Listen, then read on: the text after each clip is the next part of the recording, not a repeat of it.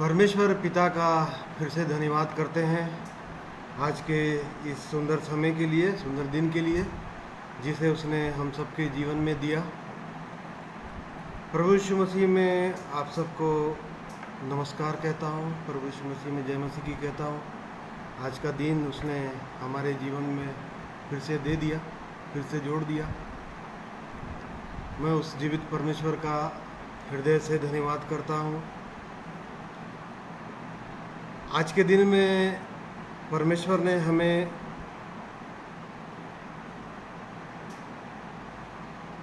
हमारे जीवन में एक नया दिन जोड़ा है ताकि हम उस जीवित परमेश्वर को और भी ठीक रीति से जानें और अपने जीवन से उस जीवित परमेश्वर को महिमा दें। इसलिए परमेश्वर प्रतिदिन हमारे जीवन में एक नया दिन जोड़ता है ताकि वो हमको अपने स्वरूप में हमको बनाना चाहता है। ये परमेश्वर की सुंदर इच्छा है और इसलिए परमेश्वर ने आज का दिन हमारे जीवन में दिया है, हमारे जीवन में जोड़ता है ताकि हम और उसके प्रेम में निकट आ सकें और अपने जीवन को व्यक्तिगत रूप से परमेश्वर के वचन में देख सकें और मन फिरा सकें।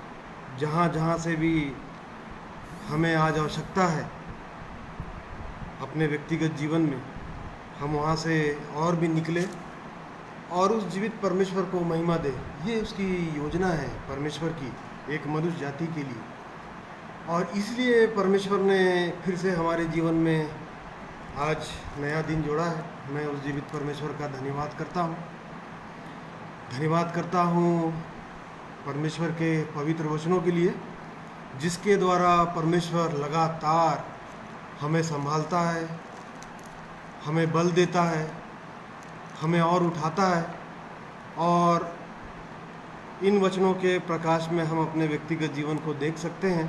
इसलिए परमेश्वर अपना पवित्र वचन हमें देता है। आज के दिन में परमेश्वर के वचन से थोड़ी देर देखेंगे जो पाया जाता है रोमियो। मेरे साथ परमेश्वर के वचन को निकालिए। रोमियो उसका 12 अध्याय उसका 1 और 2 पद, पहला और दूसरा पद। रोमियो 12 अध्याय उसका पहला और दूसरा पद। इसलिए हे भाइयों, मैं तुमसे परमेश्वर की दया स्मरण दिलाकर विनती करता हूँ कि अपने शरीरों को जीवित और पवित्र और परमेश्वर को भावता हुआ बलिदान करके चढ़ाओ, यही तुम्हारी आत्मिक सेवा है। इस संसार के सदृश न बनो, परंतु तुम्हारे मन के नए हो जाने से तुम्हारा चाल चलन भी बदलता जाए, जिससे तुम परमेश्वर की भली और भावती और सिद्ध इच्छा अनुभव से मालूम करते रहो। आइए इसके पहले कि हम परमेश्वर के वचन से देखें, परमेश्वर की स्तुति करें, महिमा करें, आइए प्रार्थना करेंगे। प्रेमी दयालु अनुग्रहकारी परमेश्वर पिता, मेरे उद्धारकर्ता प्रभु यीशु मसीह में एक बार फिर आपका धन्यवाद करता हूँ आज के इस दिन के लिए जिसे आपने हम सबके जीवन में दिया, हम सबके जीवन में जोड़ा। आपकी कृपा, आपकी दया के कारण ही हम आज के दिन को देख पाए हैं। आपका मैं हृदय से धन्यवाद करता हूँ। धन्यवाद करते हैं परमेश्वर पिता आपके महान प्रेम के लिए। आपने मनुष्य जाति से प्रेम किया। आप नहीं चाहते कि कोई भी मनुष्य नष्ट हो और इसलिए आप मनुष्यों से प्रेम किए। आपके महान प्रेम के लिए मैं आपका हृदय से धन्यवाद करता हूँ जिसे आपने किया। आपने अपने प्रिय पुत्र प्रभु यीशु मसीह को इस संसार में भेजकर क्रूस में बलिदान देकर लोगों के पाप अपराधों को छुड़ाने के लिए आपने ऐसी योजना लोगों के जीवन के लिए बनाई ताकि परमेश्वर पिता आपके महान प्रेम को लोग देख सकें, लोग जान सकें।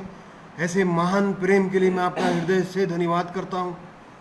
धन्यवाद करता हूँ परमेश्वर पिता आपके पवित्र जीवित सामर्थी वचनों के लिए, जिसे आपने अपने बड़े नाम से भी अधिक महत्व दिया है। इन्हीं वचनों के द्वारा परमेश्वर पिता आप एक मनुष्य से बातचीत करते हैं और इन्हीं वचनों के द्वारा आप जीवन देते हैं। आप विनाशी बीज है, सदा ठहरने वाला वचन है। मैं धन्यवाद करता हूँ परमेश्वर पिता ऐसे पवित्र जीवित सामर्थी वचनों के लिए जो हजारों रुपयों और मोहरों से भी उत्तम है। आपने अपने वचन इसलिए दिए हैं ताकि हम इसको यत्न से माने, और अब तक परमेश्वर पिता आपने हमारी सहायता ही किया है अपने पवित्र वचन के द्वारा। मैं आपका हृदय से धन्यवाद करता हूँ। धन्यवाद करता हूँ परमेश्वर पिता आपके प्रिय पुत्र प्रभु यीशु मसीह के लिए, उसके पवित्र नाम के लिए मैं धन्यवाद करता हूँ जो सब नामों से श्रेष्ठ नाम है, जो स्वर्ग के नीचे और पृथ्वी पर कोई दूसरा नाम नहीं दिया गया जिसके द्वारा एक मनुष्य का उद्धार हो सके, पापों से छुटकारा को प्राप्त कर सके। ऐसे पवित्र नाम के लिए मैं आपका धन्यवाद करता हूँ जो मधु सा मीठा नाम है जिसे आपने हमारे हृदय में दिया है। मैं आपका धन्यवाद करता हूँ। धन्यवाद करता हूँ परमेश्वर पिता आपके प्रिय पुत्र प्रभु यीशु मसीह के क्रूस पर दिए हुए बलिदान के लिए मैं धन्यवाद करता हूँ। प्रभु यीशु आपके पवित्र रक्त के लिए धन्यवाद करता हूँ जो आज भी क्रूस पर से बहता है। प्रभु यीशु आज भी आपका रक्त कार्यकारी है। आज भी आपका रक्त हमारे पाप अपराधों को धोने में सामर्थ्य है, और इसलिए परमेश्वर पिता एक बार फिर मैं अपने जीवन को लेकर प्रभु यीशु आपके क्रूस तले लेके आता हूँ। प्रभु यीशु आपके लहू के छिड़काव को अपने हृदय में मांगता हूँ, और भी शुद्ध कीजिए, पवित्र कीजिए, ताकि परमेश्वर पिता आपको मेरा जीवन ग्रहण योग्य हो। और इसलिए परमेश्वर पिता मैं अपने जीवन को आपके सामर्थी हाथों में सौंप देता हूँ। धन्यवाद करता हूँ परमेश्वर पिता पवित्र आत्मा के लिए जिसे आपने सहायक के रूप में दिया है, और आज के दिन तक परमेश्वर पिता आपने हमारी सहायता किया। पवित्र आत्मा परमेश्वर मैं आपका हृदय से धन्यवाद करता हूँ। आज के दिन भी हमारी सहायता और अगुवाई कीजिए, आपके पवित्र वचन को बोलने में सहायता कीजिए परमेश्वर पिता। यद्यपि जैसा आपके पवित्र वचन को जानना चाहिए नहीं जानता हूँ, और भी मेरी सहायता कीजिए ताकि आपके पवित्र वचन को ठीक ठीक रीति से जान सकूं। और इसलिए परमेश्वर पिता मैं अपने जीवन को आपके पवित्र वचन के अधीनता में सौंप देता हूँ। आपकी महिमा मेरे जीवन से हो, और इसलिए परमेश्वर पिता मेरी सहायता और अगुवाई कीजिए। धन्यवाद करता हूँ परमेश्वर पिता इस स्थान के लिए जिसे आपने दिया है, आपने उपलब्ध कराया है। इस जगह के लिए धन्यवाद करते हैं परमेश्वर पिता। इस जगह के चारों ओर प्रभु यीशु आपके पवित्र रक्त का बाड़ा हो, दुष्ट की देखी अनदेखी शक्तियाँ प्रभु यीशु मसीह के नाम से दूर होने पाए, और पूरी पवित्रता के साथ आपके पवित्र वचन को सीखने में, समझने में, आज की आराधना करने में परमेश्वर पिता हमारी सहायता और अगुवाई कीजिए। और इसलिए परमेश्वर पिता इस स्थान के लिए मैं धन्यवाद करता हूँ। और वैसे ही परमेश्वर पिता इस नेट के माध्यम के लिए धन्यवाद करते हैं जिसे आपने उपलब्ध कराया है इन दिनों, जबकि नेट के माध्यम के द्वारा आपका सुसमाचार सुनाया जा रहा है। परमेश्वर पिता इसके लिए मैं आपका धन्यवाद करता हूँ। और वैसे ही परमेश्वर पिता जितने लोग इस माध्यम के द्वारा परमेश्वर पिता आपके पवित्र वचन को सुनते हैं, हर एक की सहायता और अगुवाई कीजिए।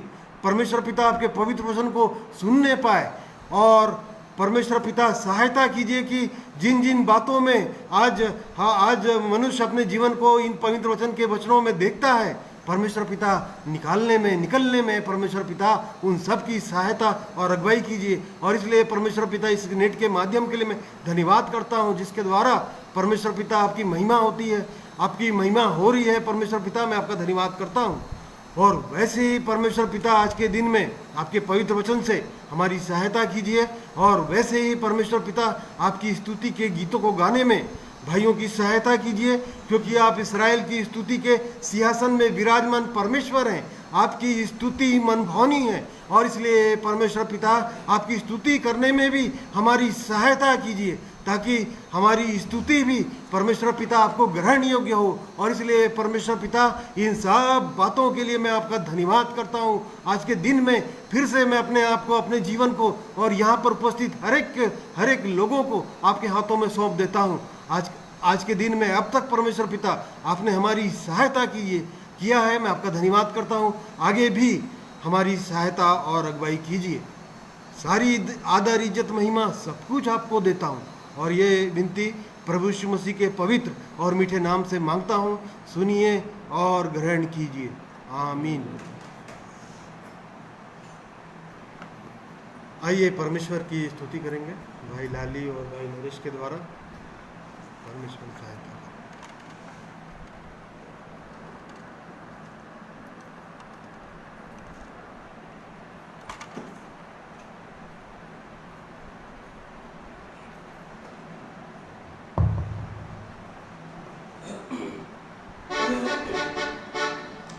प्रभु यीशु मसीह के नाम से आप सबको सलाम। जय मसीह की।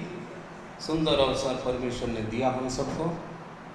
धन्यवाद करते हैं ऐसे जीवते सामर्थ्य परमेश्वर पिता का, जिसने हमें ये जीवन दिया है।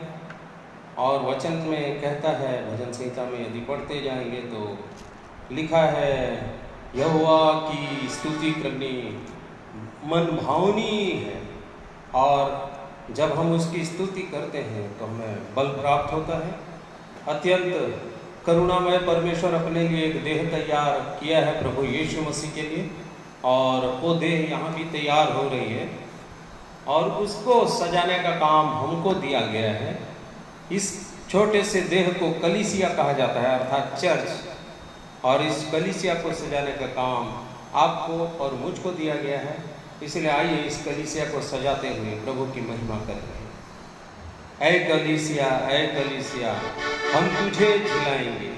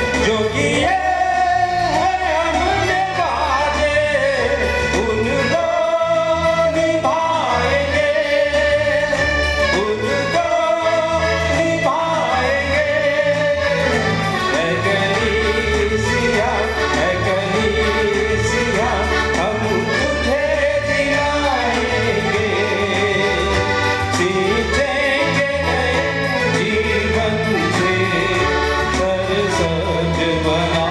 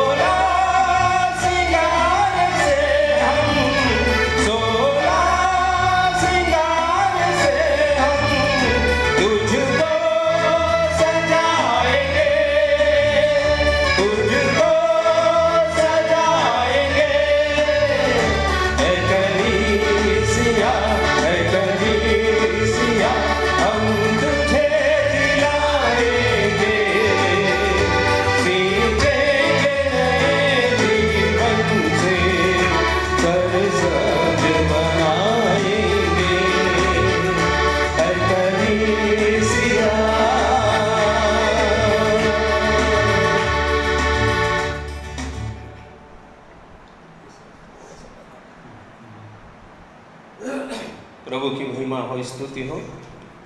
16 श्रृंगार से हम तुझको सजाएंगे जब हम वादा करते हैं परमेश्वर पिता से, प्रभु यीशु मसीह से, पवित्र आत्मा से, और हमारी सहायता पवित्र आत्मा करता है। हम उस कलीसिया को सचमुच में सजा रहे हैं या नहीं सजा रहे हैं? वो कैसे सजेगा? वो कलीसिया सजेगी कैसे? आज वचन में जैसे हम पढ़ रहे थे, भाई ने पढ़ाया पहला वचन रोमियो की पत्री उसका 12वां अध्याय।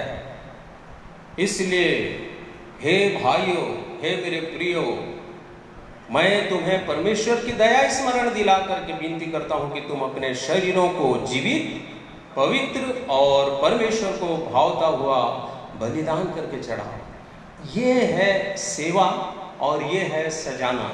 कलीसिया को, यदि कलीसिया की सुंदरता बढ़ानी है तो मुझको और आपको अपने जीवन को सबसे पहले पवित्र और परमेश्वर को भावता हुआ बलिदान करके चढ़ाने की आवश्यकता है। तब कलीसिया सजते जाएगी, उसकी सुंदरता बढ़ेगी, प्रिय दुल्हीन तैयार हो जाएगी और दूल्हा आकर के उसे अपने साथ ले जाएगा। आइए हम धन्यवाद देते हैं परमेश्वर को कि उसने हमारे जीवनों को इस पृथ्वी में इसलिए रखा है कि हम उसकी देह को सजाएं। आइए हम लोग इस गीत को गाएंगे। हो धन्यवाद प्रभु तेरा, तूने इतना दिया है, आशीषें इतनी हमें दी, जग को प्यार किया है।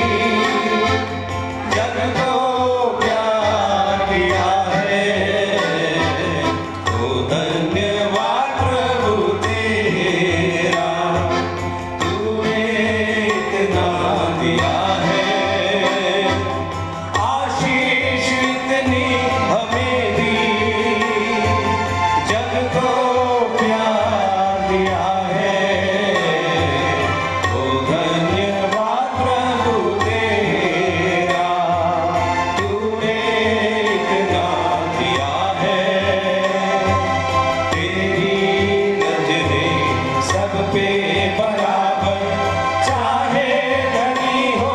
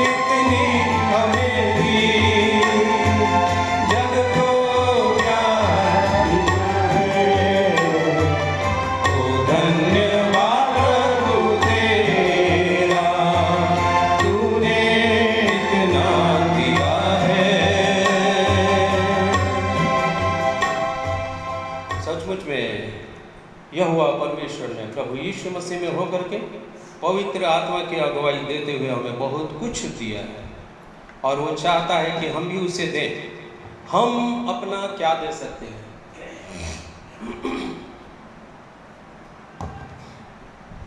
हम अपना क्या दे सकते हैं परमेश्वर पिता को, प्रभु यीशु मसीह को? उसने हमें सब कुछ दिया। ये प्रश्न है हम सब के लिए। हम जांचें कि हम सब उसको क्या दे सकते हैं।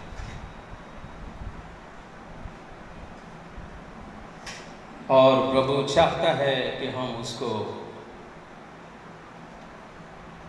अपना समय दें, अपने समय में हम उसको हर समय स्मरण करें। अपने समय में हम उसको हर समय स्मरण करें, चाहे सुबह हो या शाम हो, सवेरे से शाम तक हम उसकी निकटता में बने रहें, रात और दिन उसके ध्यान में बने रहें, अपना जीवन बिताएं। परमेश्वर केवल यही चाहता है, संसार में खो मत जाएं, यही चाहता है। हमको जो एक जीवित आशा दी परमेश्वर ने प्रभु यीशु मसीह में, कि एक दिन हम उस पिता को वैसे ही देखेंगे, उस प्रभु यीशु को वैसे ही देखेंगे जैसा वो है, उस आशा का दीप को जलाते हुए निरंतर रोज दिन प्रतिदिन उसमें तेल डालते रहें। कौन सा तेल? पवित्र आत्मा का तेल। और प्रतिदिन जब डालते हैं, सुबह से शाम तक,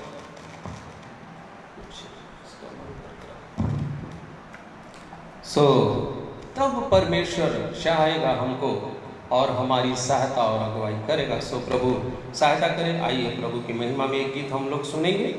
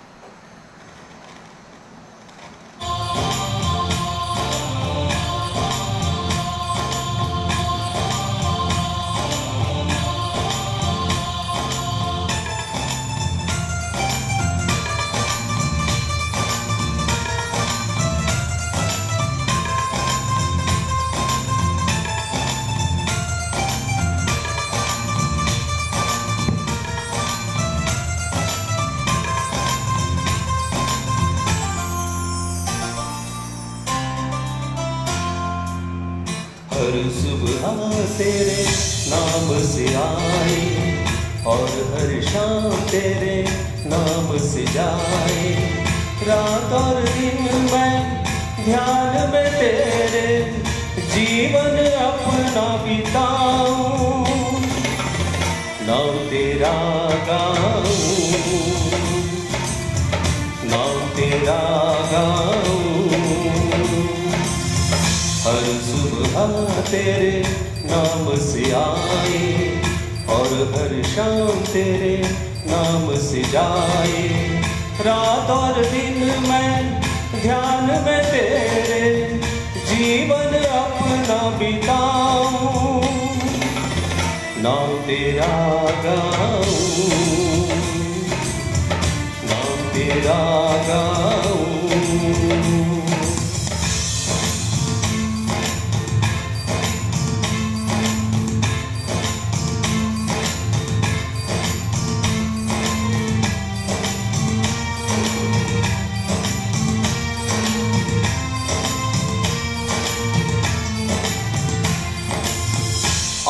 आशाओं के दीप जला के तेरे आने की राह तकूं, आशाओं के दीप जला के तेरे आने की राह तकूं, ध्यान में तेरे शीश झुका के तेरी आराधना मैं तो करूं।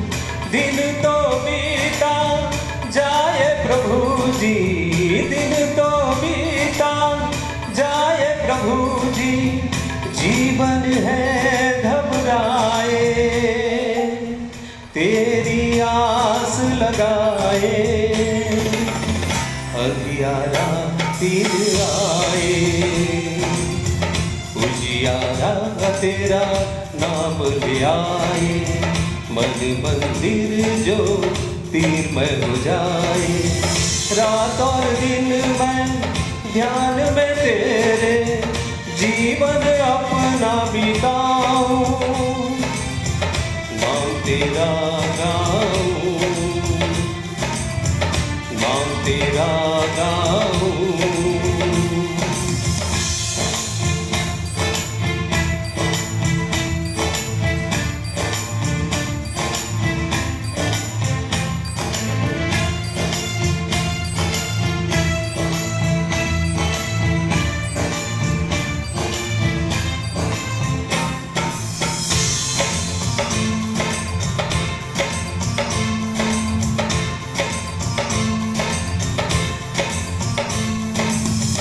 महिमा में तेरे गीत सजा के साजों की झनकार में दूं, महिमा में तेरे गीत सजा के साजों की झनकार में दूं, स्वामी मेरे तुम ही प्रभु जी, तेरी दया स्वीकार करूं, राह तेरे जो आए प्रभु जी, राह तेरे जो आए प्रभु जी, वो कभी ना घबराए,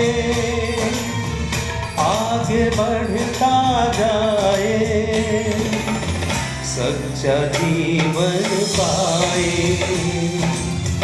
जिसकी बगिया में तू आए, प्यार की खुशबू महकी जाए, रात और दिन मैं ध्यान में तेरे जीवन अपना बिताऊं, नाम तेरा गाऊं,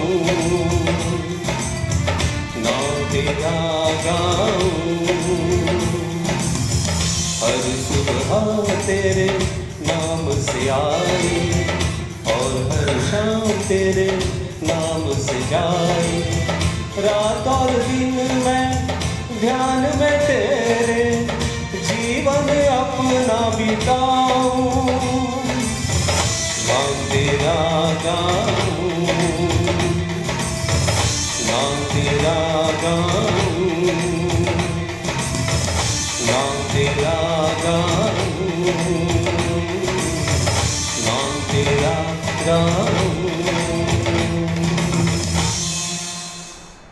महिमा हो, स्तुति हो परमेश्वर पिता का। सचमुच में उसकी महिमा में यदि गीत सजा करके उसके पास आ करके यदि हम अपने हृदय को खोल करके उसकी महिमा करते हैं तो वो सच्चे मार्ग में हमको आगे बढ़ने में सहायता करता है और हमारे जीवन रूपी बगिया में वो उपस्थित हो जाता है और उसमें खुशबू फैला देता है और जीवन का खुशबू।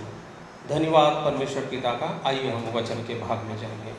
प्रभु हम सबको वचन के द्वारा सभी आशीष दें।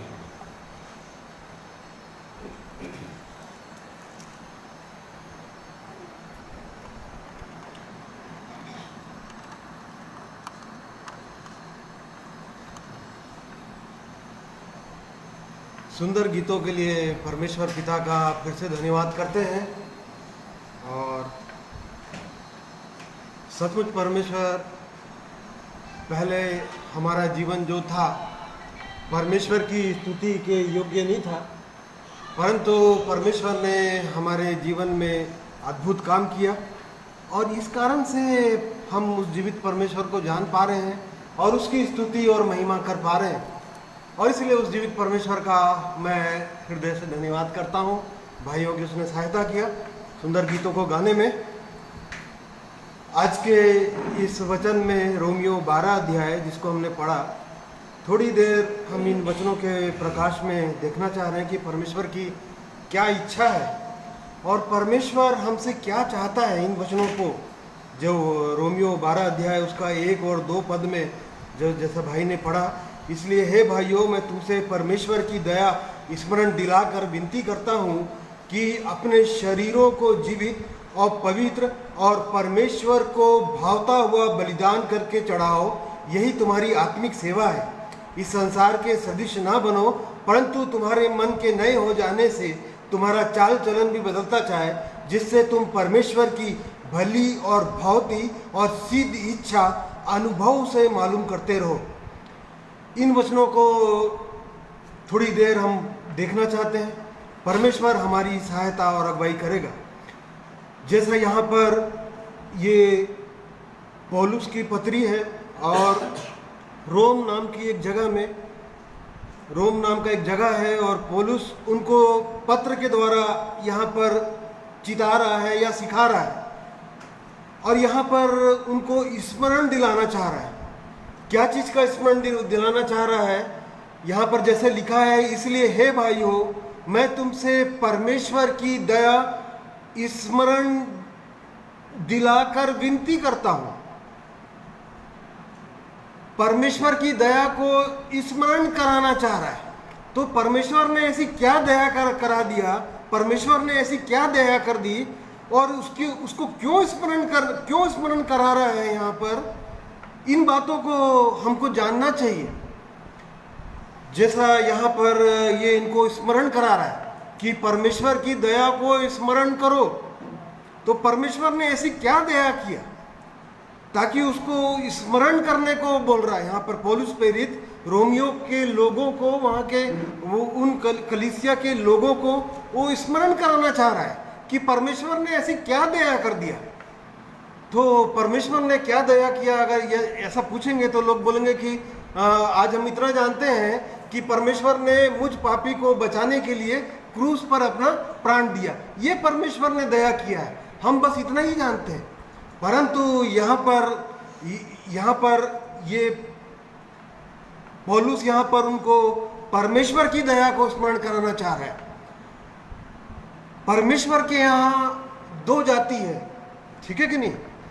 रोमियो की पुस्तक में दिया हुआ है, रोमियो 2 अध्याय उसका 10 पद में, कि परमेश्वर के यहाँ 2 जाति है। पहली है यहूदी जाति और दूसरी यूनानी।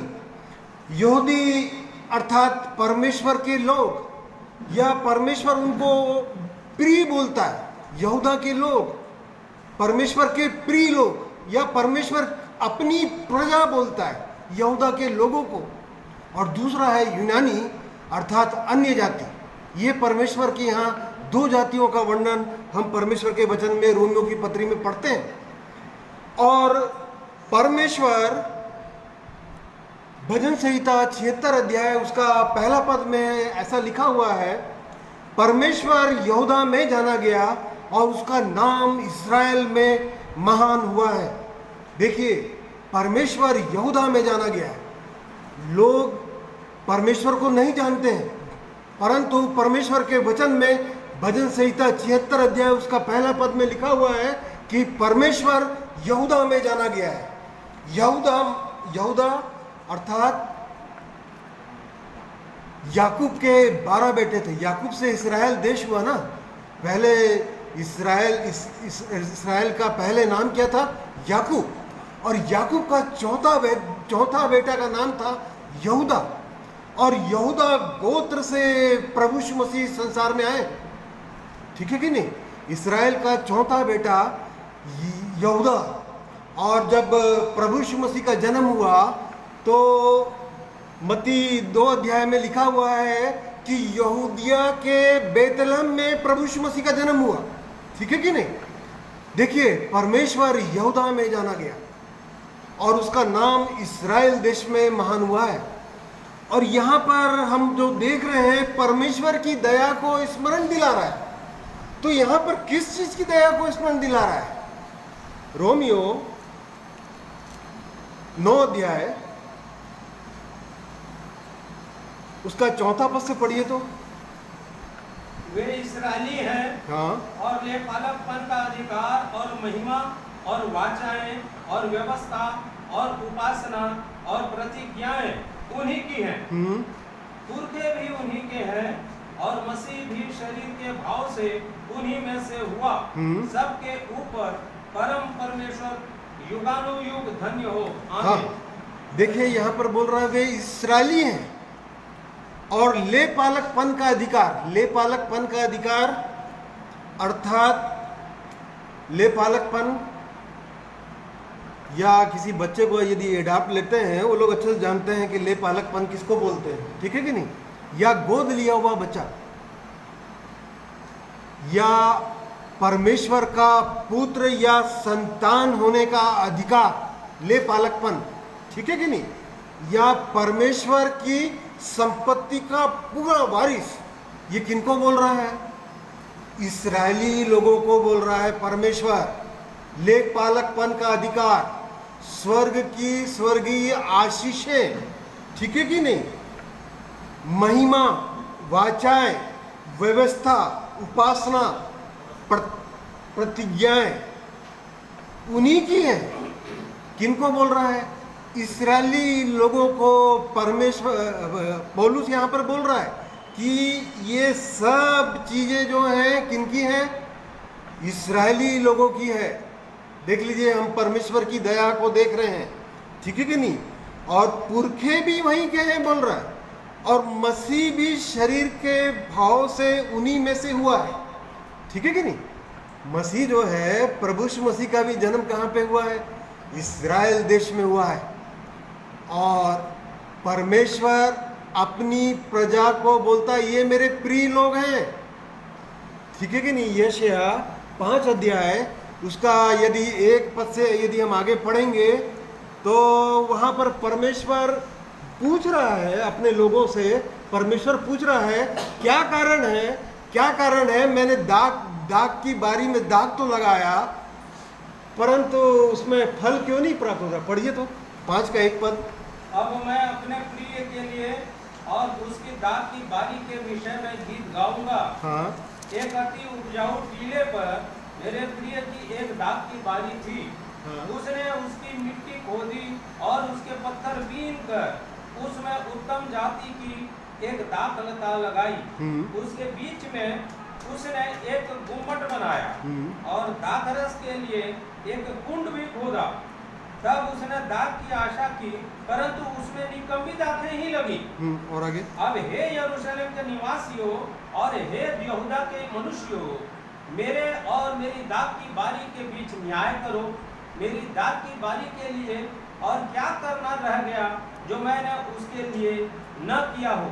फिर क्या कारण है कि जब मैंने दाग की आशा की तब उसमें निकम्मी दाखें लगी? हाँ, देखिए परमेश्वर यहाँ पूछ रहा है क्या कारण है, क्या कारण है, फिर क्या कारण है कि जब मैंने दाग की आशा की तो उसमें निकम्मी दाखें लगी? क्या कारण है? यहाँ दाग की बारी किसको बोल रहा है? बारी मतलब होता है बगीचे का ढेर, ठीक है कि नहीं? या आज के समय में किसको बोलते हैं? कलीसिया को बोलते हैं, ठीक है? और यहाँ पर परमेश्वर पूछ रहा है कि मैंने इतनी अच्छी दाग की बारी लगाई, उसमें मिट्टी खोदी, उसमें पत्थर बिनकर उसमें एक उत्तम जाति की एक दाख लता लगाई, क्या कारण है कि उसमें निकम्मी निकम्मे की दाग लगी? क्या कारण है? ये परमेश्वर अपनी प्रजा से, अपनी लोगों से पूछ रहा है। और यहाँ परमेश्वर बताना, 7 पद को पढ़िए तो। हाँ, इसी का 5 का 7। क्योंकि सेनाओं के यहोवा की दाग की बारी तो हाँ। इस्राएल का घराना है। हाँ, और उसका प्रिय पौधा यहूदा के लोग हैं। हाँ, देखिए परमेश्वर बोल रहा है कि मैं शुरू से, जब से परमेश्वर ने मिस्र देश से, मिस्र की बंधुआई से परमेश्वर ने जब इस्राएलियों को निकाला, और तब से परमेश्वर अपने लोगों से, अपने प्रिय लोगों से बातें ही करता रहा, बताता ही रहा, और परमेश्वर उनको लिए चलता ही रहा। परंतु यहाँ पर हम परमेश्वर के वचन में देख रहे हैं कि क्या कारण है कि उसमें निकम्मी दाखिल लगी। परमेश्वर पूछ रहा है, और परमेश्वर ये बताना चाह रहा है कि इस्राएल का घराना कौन है। यहोवा की दाख की बारी क्या है? इस्राएल का घराना, और यहूदा के लोग उसका क्या है? प्रिय पौधा यहूदा के लोग हैं। परमेश्वर अपनी प्रजा बोलता है यहूदा के लोगों को। परंतु हम यहाँ परमेश्वर के वचन को पढ़ रहे हैं कि मैं यहाँ पर, जैसा परमेश्वर पौलुस यहाँ पर बोल रहा है कि मैं परमेश्वर की दया स्मरण दिलाकर तुमसे विनती करता हूँ। तो क्या चीज़ की दया को बताना चाह रहा है परमेश्वर पौलुस यहाँ पर? देखिए, सब कुछ मसीह भी यहूदा देश में आया या इस्राएल देश में आया। प्रतिज्ञाएं भी, जितनी भी प्रतिज्ञाएं परमेश्वर ने की है वो किनके लिए है? इस्राएली लोगों के लिए है। जितनी भी वाचाएं हैं इस्राएली लोगों के लिए है, और सब कुछ है ना। और यहाँ तक मसीह भी, पुरखे भी उन्हीं के हैं, और परमेश्वर भी उन्हीं का है। ठीक है कि नहीं? परमेश्वर ये बताना चाह रहा है। और फिर क्या कारण है? क्या कारण है बोल रहा है, क्यों ऐसा हो गया? रोमियो 9 अध्याय नहीं 10 अध्याय उसका 21 पद को पढ़िए तो। परंतु इस्राएल के विषय में वह यह कहता है, हाँ, मैं सारा दिन अपने हाथ एक आज्ञा न मानने वाली और विवाद करने वाली प्रजा की ओर पसारे रहा। देखिए, इस्राएल के विषय में यशायाह भविष्यवक्ता के द्वारा लिखा हुआ वचन है ना ये वाला। इस्राएल के विषय में यह कहता है कि मैं सारा दिन अपना हाथ एक आज्ञा ना मानने वाली और विवाद करने वाली प्रजा की ओर प्रसारा रहा। देखिए, वो परमेश्वर जो इस्राएल देश में आया, यहूदी लोग जिसको जो परमेश्वर के प्रिय लोग हैं, परंतु यहाँ परमेश्वर कह रहा है कि उन्होंने मेरी आज्ञा को नहीं माना, मेरे वचनों को नहीं माना, मुझ जीवित परमेश्वर पर उन्होंने विश्वास नहीं किया, मेरी बातों पर उसने क्या किया? अविश्वास किया। प्रभु यीशु मसीह जब इस संसार में यहाँ पर आए, ठीक है कि नहीं, और तब फिर उसके विषय में लिखा हुआ है यूहन्ना 1 अध्याय में कि वो अपने घर में आया, परंतु अपने लोगों ने ही उसको ग्रहण नहीं किया। देख लीजिए, परमेश्वर के लोग परमेश्वर को नहीं ग्रहण किए, इस कारण परमेश्वर ने उनको क्या कर दिया? त्याग दिया, उनको छोड़ दिया, उनको अविश्वास के कारण उनको क्या कर दिया गया? तोड़ दिया, उनको छोड़ दिया।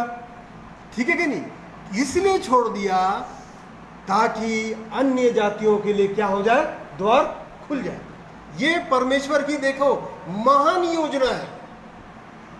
नहीं तो सब कुछ परमेश्वर ने जितना चीज बनाया है सब अपने लोगों के लिए बनाया है, परंतु परमेश्वर के अपने ही लोगों ने परमेश्वर की वाचाओं को, परमेश्वर की आज्ञाओं को, परमेश्वर के नियमों को, परमेश्वर की आवाज को नहीं सुना, और इस कारण परमेश्वर ने उनको क्या कर दिया?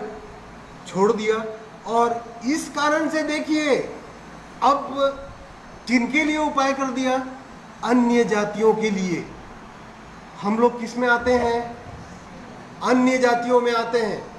देखिए, ये वाली दया को स्मरण करा रहा है पौलुस यहाँ रोमियो की कलीसियाओं को कि परमेश्वर की दया को स्मरण करो, क्योंकि यदि इसको स्मरण करना है कि परमेश्वर ने हमको क्या किया है? उनकी जगह में क्या कर दिया है? जोड़ा है। उनकी जगह में अभी देख लीजिए, जैसा कलम को जोड़ते हैं ना, कलम को किसी की शाखा में जोड़ते हैं, वैसे ही परमेश्वर ने अन्य जाति, देखिए जो परमेश्वर की एक ही जाति है, वो अपनी जाति यहूदी जाति को बोलता है, इस्राएली लोगों को अपने लोग बोलता है, प्रिय लोग बोलता है, और बाकी सब लोग क्या हैं? अन्य जाति हैं।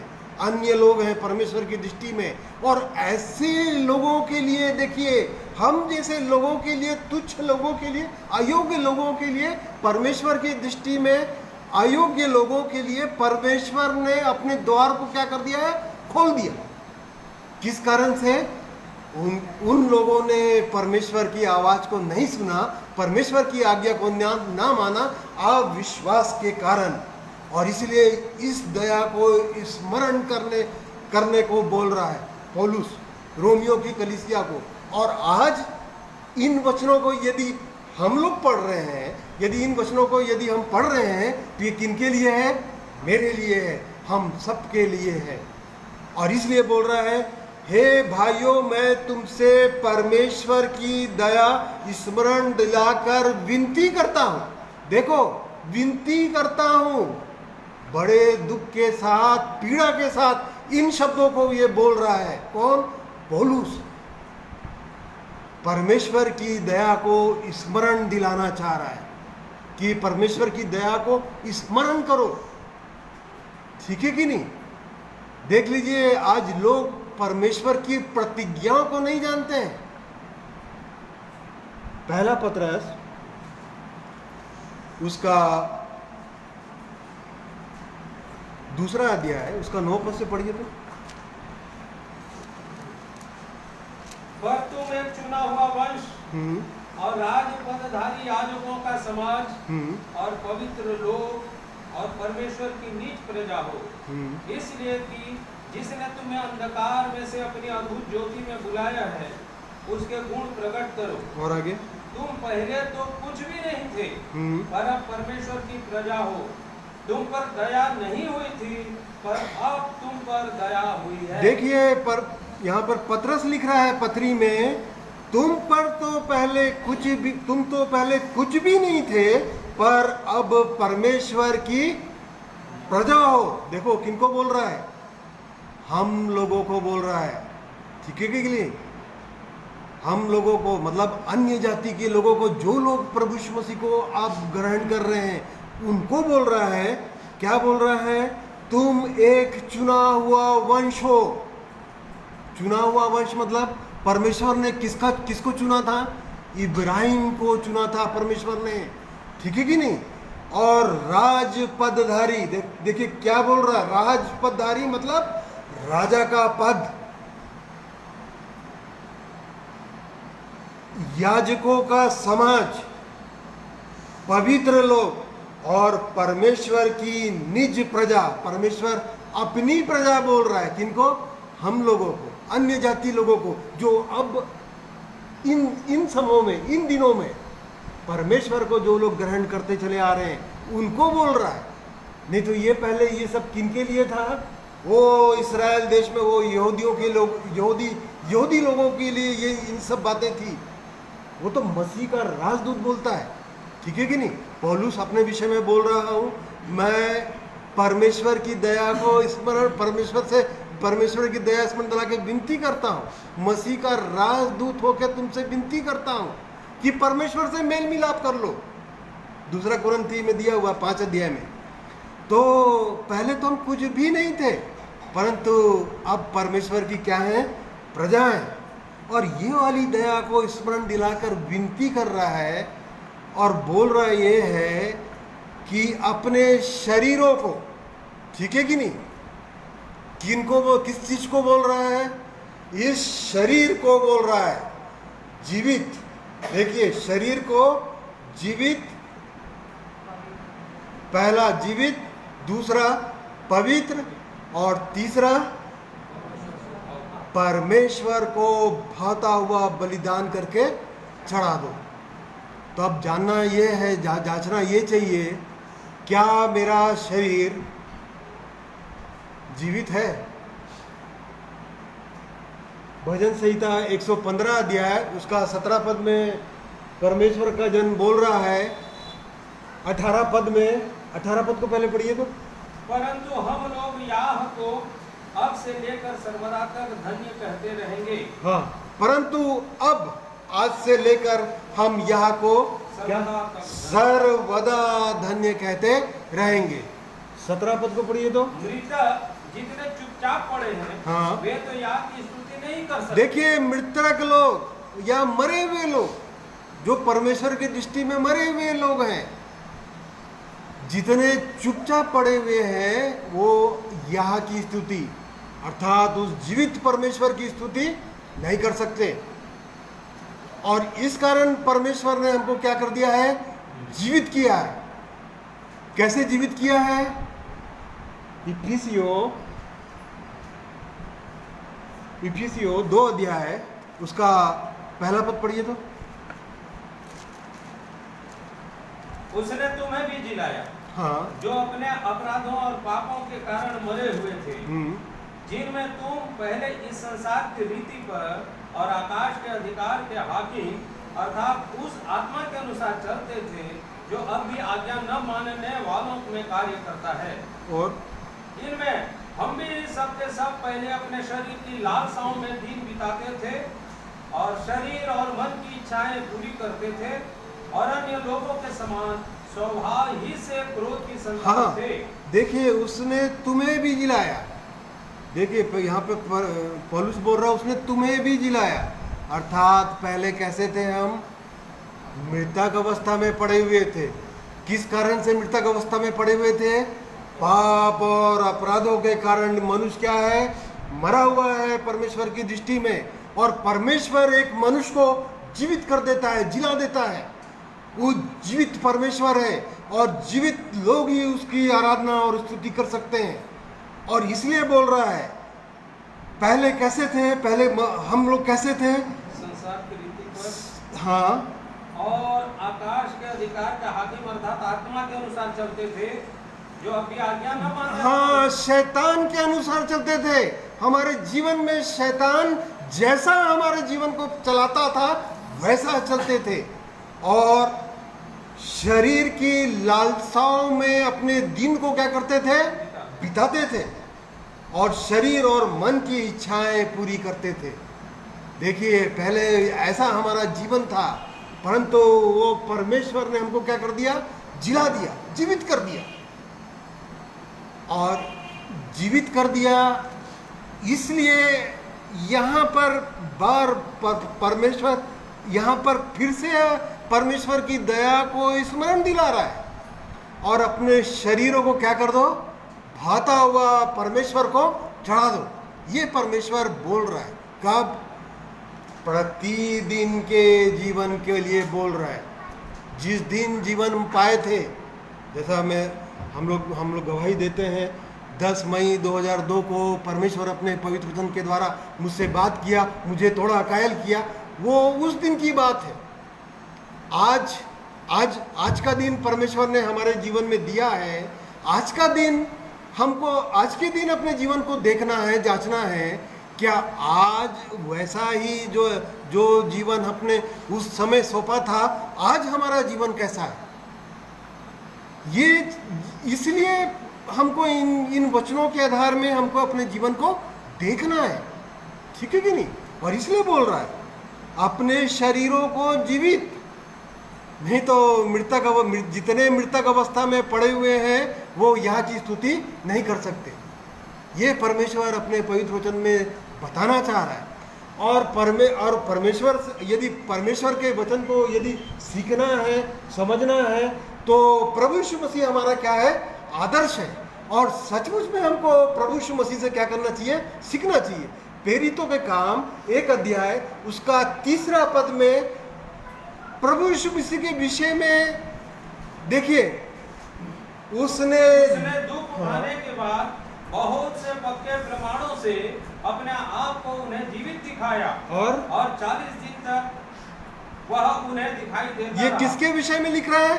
प्रभु यीशु मसीह के विषय में लिख रहा है कि दुख उठाने के बाद पक्के प्रमाणों के साथ, देखिए, प्रभु यीशु मसीह मर गए क्रूस पर, गाड़े गए और तीसरे दिन मृतकों में से जी उठ गए और जी उठने के बाद बहुत से पक्के कच्चे लिखा है क्या? पक्के प्रमाणों के साथ अपने आप को क्या दिखा दिया प्रभु यीशु मसीह ने? देखो, मैं मर गया था, क्या हो गया हूं? जीवित हो गया। और 40 दिन तक लोगों को क्या करते रहे? दिखाई देते रहे। और परमेश्वर के राज्य की बातें करते परमेश्वर के राज्य की बातें करते रहे। इन वचनों से हम अपने जीवन को जांच सकते हैं। यदि हम मर गए हैं और प्रभु यीशु मसीह में जी उठे हैं, यदि हम अपने जीवित हैं, तो क्या जैसा प्रभु यीशु मसीह ने पक्के प्रमाणों के साथ उसने थोमा को कह दिया, क्या कहा? आकर के मेरे हाथों के पांजर को उंगली डाल के देख। उसने थोमा को क्या कर दिया? जीवित थोमा को प्रमाण दे दिया। थोमा को नहीं, 500 लोगों को प्रमाण दिया उसने। आगे कुरिन्थी के 15 अध्याय में पढ़ेंगे तो वहां पे बहुतों को उसने बता दिया कि देखो मैं मर गया था, अब मैं मर के क्या हो गया हूं? जी उठा हूं। ठीक है कि नहीं? ये प्रभु यीशु मसीह ने अपने आप को जीवित दिखा दिया। और इसलिए यहाँ इन वचनों को जो हम पढ़ते हैं, और यहाँ पर बोल रहा है शरीरों को जीवित, पवित्र। देखिए दूसरा क्या बोल रहा है? शरीरों को, पहला तो जीवित, दूसरा पवित्र। परमेश्वर ने ले व्यवस्था 11 अध्याय उसका 45 पद में लिखा हुआ, परमेश्वर अपने लोगों से जब वो मिस्र की बंदवाई से अपने लोगों को जब वो छुड़ा कर ले आया, तो परमेश्वर उनसे बातें कर रहा था और बोल रहा था कि देखो मैं तुम्हारा परमेश्वर हूं। 11 अध्याय उसका 45 पद। क्योंकि मैं वह यहोवा हूँ हाँ। जो तुम्हें मिस्र देश से इसलिए निकाल ले आया हूँ कि तुम्हारा परमेश्वर ठहरूं, इसलिए तुम पवित्र बनो क्योंकि मैं पवित्र हूँ। देखो मैं पवित्र हूँ। वो परमेश्वर पवित्र है और वो चाहता है कि उसकी लोग, उसकी प्रजा की लोग कैसे बने? पवित्र बने। पवित्र का अर्थ ही होता है अलग।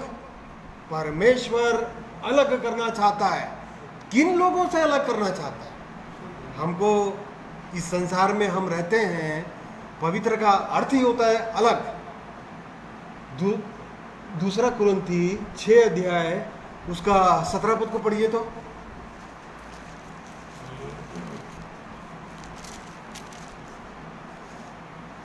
इसलिए प्रभु कहता है, हाँ उनके बीच में से निकलो और अलग रहो, हाँ और अशुद्ध वस्तु को मत छुओ, हाँ। तो मैं तुम्हें ग्रहण करूंगा। देखो उनके बीच में से निकलो और अलग रहो। किन लोगों के बीच में से निकलना है? किन लोगों के बीच से? 14 पद में लिखा हुआ, अविश्वासियों के बीच में से, अधर्मी लोगों के, अधर्मी लोगों के बीच में से, अंधकार के बीच में से, अंधकार के बीच में से, बलियाल के बीच में से। बलियाल अर्थात शैतान। बलियाल किसको बोल रहा है? शैतान। अविश्वासी लोगों के बीच, इन लोगों के बीच में से निकलो बोल रहा है परमेश्वर। हम गवाहियों में देख सकते हैं, गवाहों का ऐसा बड़ा बादल। जब इब्रानियों 12 अध्याय में पढ़ते हैं, उसमें एक जन की गवाही को हम देखेंगे, देखना चाहिए। किसके विषय में? उत्पत्ति 12 अध्याय उसका पहला पद तो पढ़िए तो। ये देखिए, इससे हम सीख सकते हैं, इन वचनों से हम सीख सकते हैं कि परमेश्वर ने किसको निकाला, किन लोगों के बीच में से निकाला। यहोवा ने अब्राहम से कहा, देखिए अब्राहम से कहा, परमेश्वर ने अब्राहम से कहा, अपने देश और अपने कुटुंबियों और अपने पिता के घर को छोड़कर उस देश में चला जा जो मैं तुझे दिखाऊंगा। किन किन लोगों के बीच में से परमेश्वर इसी का 4 पद को पढ़िए तो। यहोवा के इस वचन के अनुसार अब्राहम चला। देखिए बस, परमेश्वर के इस वचन के अनुसार अब्राहम चला। देखिए निकल लिया, परमेश्वर की आवाज को उसने सुन लिया। किन लोगों के बीच से? अपने पिता, अपने देश, अपने कुटुंबियों और अपने पिता के घर से परमेश्वर ने उससे बातें किया और अब्राहम निकला। देखिए इन बातों से हम सीख सकते हैं। इसी को अलगाव कहते हैं, अलग जीवन। ठीक है कि नहीं?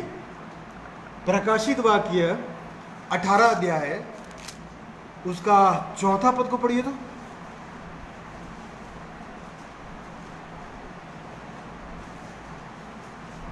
फिर मैंने स्वर्ग से एक और शब्द सुना, हे मेरे लोगों, उसमें से निकल आओ कि तुम उसके पापों में भागी न हो और उसकी विपत्तियों में से कोई तुम पर आ न पड़े, और क्योंकि उसके पापों का ढेर स्वर्ग तक पहुंच गया है। हाँ। और उसके अधर्म परमेश्वर को स्मरण आए हैं। देखिए, स्वर्ग से भी एक शब्द सुनाई दे रहा है यूहन्ना को, और वो बोल रहा है कि हे मेरे लोगों, उनमें से क्या हो, निकल आओ, उसमें से निकल आओ।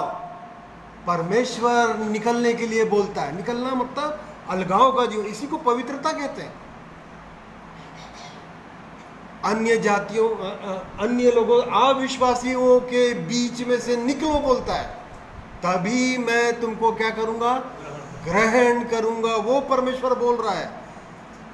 और अशुद्ध वस्तुओं को मत छुओ तो मैं तुम्हें ग्रहण करूंगा, और मैं तुम्हारा पिता होऊंगा और तुम मेरे बेटे और बेटियां होंगे। ये सर्वशक्तिमान प्रभु परमेश्वर का वचन है। देख लीजिए, ये किसका वचन है? ये कोई मनुष्य का वचन नहीं है, ये स्वयं परमेश्वर का वचन है। और परमेश्वर बोल रहा है, अविश्वासियों के बीच में से निकल जाओ। ठीक है कि नहीं? इसी को अलगाव बोलता है। और इसी को चढ़ाना है हमको, अपने शरीर को पवित्र, जीवित, पवित्र और परमेश्वर को भावता हो। हाँ।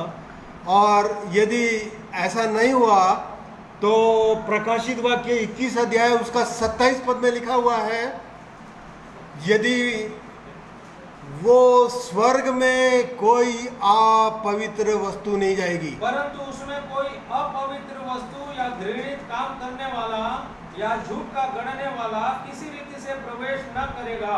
देख लीजिए, केवल हाँ। वे लोग जिनके नाम मेमने के जीवन की पुस्तक में लिखे हैं। देख लीजिए, कौन लोग वहां पर प्रवेश नहीं करेंगे, कर पाएंगे? अपवित्र लोग, घृणित काम करने वाले और झूठ का गढ़ने वाला वहां पर किसी रीति से प्रवेश नहीं करेगा।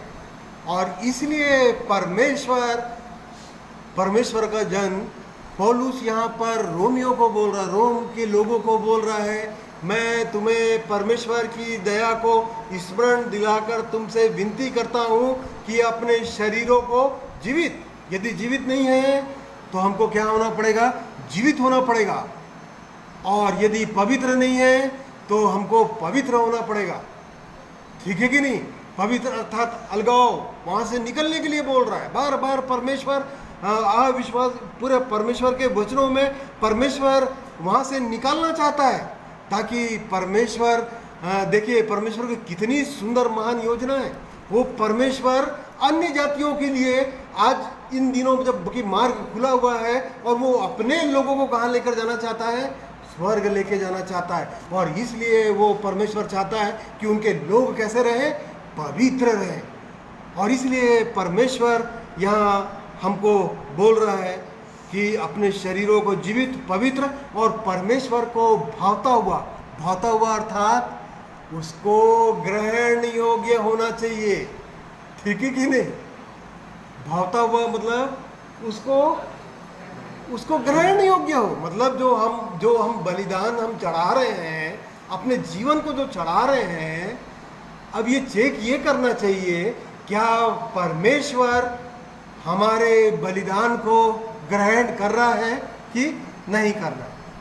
देखिए, ये बोल रहा है, परमेश्वर को भाता हुआ बलिदान करके चढ़ाओ। ठीक है कि नहीं? तो ये परमेश्वर की योजना है। परमेश्वर चाह रहा है कि उसके लोग ऐसा बलिदान करके चढ़ा दो। भजन संहिता 54 अध्याय उसका 6 पद में राजा दाऊद, देखो कितनी सुंदर प्रार्थना यहाँ पे कर रहा था। क्या बोल रहा था? मैं तुझे स्वेच्छा बलि चढ़ाऊंगा। स्वेच्छा बलि मतलब अपनी इच्छा से, मतलब कोई लोग बोलते हैं ना, जैसे इसको ऐसा कर दो, ऐसा कर दो, ऐसा नहीं, परंतु परमेश्वर का जन बोल रहा है कि मैं स्वेच्छा बलि चढ़ाऊंगा, अपनी इच्छा से अपने आप को क्या कर दूंगा? चढ़ा दूंगा। और हे यहोवा, मैं तेरे नाम का धन्यवाद करूंगा। मैं तेरे नाम का धन्यवाद कर दूंगा। तो स्वेच्छा से मतलब अपनी इच्छा से अपने आप को हमको क्या करना है, परमेश्वर को चढ़ा देना। ये परमेश्वर की, देखिए ये परमेश्वर की, यही परमेश्वर की आत्मिक सेवा है, ठीक है कि नहीं? अपने आप को चढ़ा देना। तो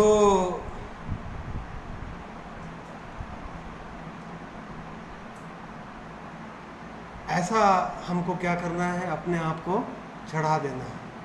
भजन संहिता 51 अध्याय उसका 17 पद में परमेश्वर का जन बोल रहा था, टूटा मन परमेश्वर के हाँ। योग्य बलिदान है। टूटा मन परमेश्वर के योग्य बलिदान है। हे और परमेश्वर, हाँ, तू टूटे और पीसे हुए मन को तुच्छ नहीं जानता। तू टूटे और पीसे हुए मन को तुच्छ, देखिए ऐसा मन परमेश्वर के योग्य क्या है, बलिदान है। तुच्छ नहीं जानता मतलब छोटा नहीं जानता है, ठीक है कि नहीं? ऐसे बलिदान को परमेश्वर क्या करता है, प्रसन्न करता है, प्रसन्न होता है। परमेश्वर प्रसन्न होता है। परमेश्वर ऐसे बलिदान को क्या करता है, ग्रहण करता है। टूटा हुआ हृदय, अब हमको सचमुच में चेक करना चाहिए कि जिस दिन से परमेश्वर ने हमसे बात किया था, क्या प्रतिदिन हमारा हृदय टूटता है, ठीक है कि नहीं?